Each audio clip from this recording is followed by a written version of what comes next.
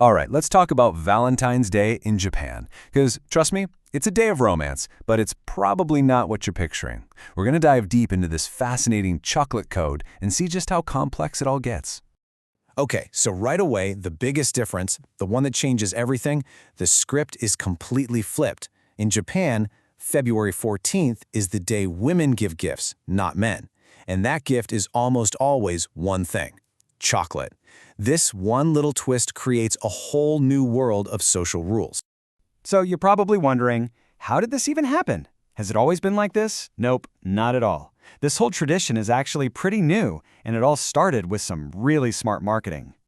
Yeah, believe it or not, we're not talking about some ancient custom here. This all kicked off back in the 1930s. A few Japanese chocolate companies had a brilliant idea. They saw an opportunity and started marketing their chocolate as, well, as a way for women to express their feelings, something that, at the time, was kind of tough to do out in the open. And this ties directly into a really important cultural idea called kokohaku. That's basically the big moment when you confess your romantic feelings to someone. So by making chocolate the messenger for kokohaku, these companies handed women a brand new, socially acceptable tool to take that first step. It totally changed the game for romance in Japan. But okay, here's where it gets really interesting. It's not just about giving any old chocolate. The kind of chocolate you give sends a very specific message. It's like a whole language. So let's learn how to speak chocolate. First, you've got honmei Choco. This literally means true feeling chocolate. This is the big one, the real deal.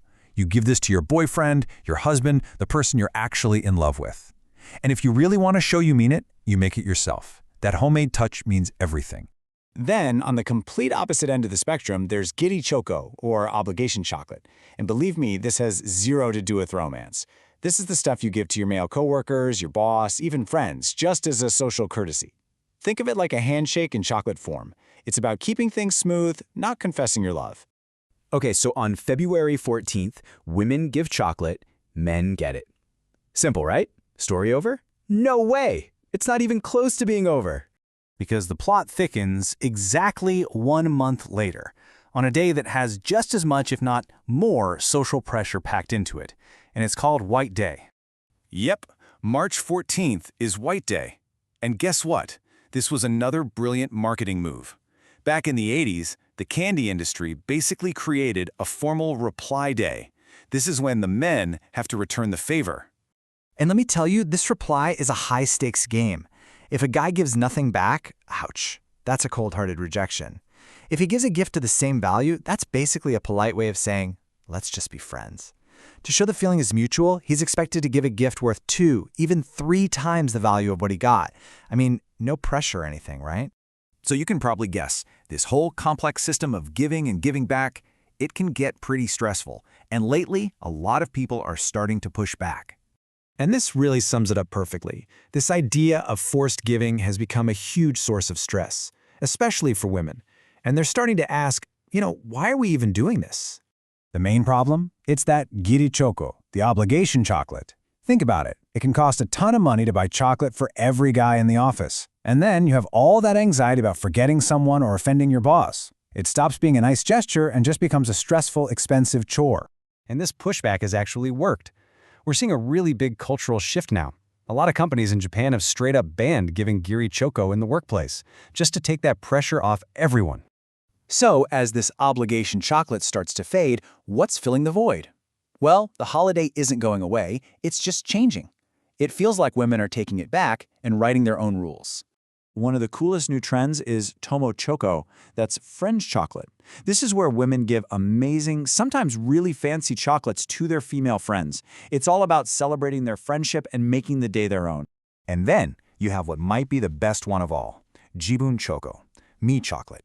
It's exactly what it sounds like, a delicious, well-deserved treat you buy just for yourself. It's all about self-care, and honestly, what's not to love about that? But wait, the story's not over. Because in a final, pretty surprising twist, it's not just women who are changing the rules anymore. Get ready for Jiaku Choco, which means reverse chocolate. Now men are starting to give chocolate to women on February 14th.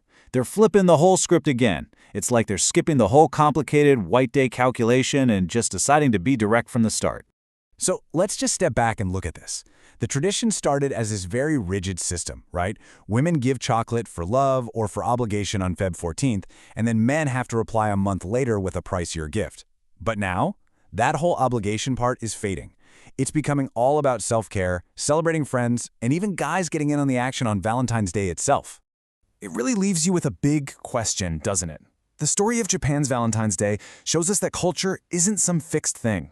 It's alive. It changes and adapts to what people actually want and feel. And if a tradition can evolve this much, it makes you wonder, what does that tell us about where the culture itself is going?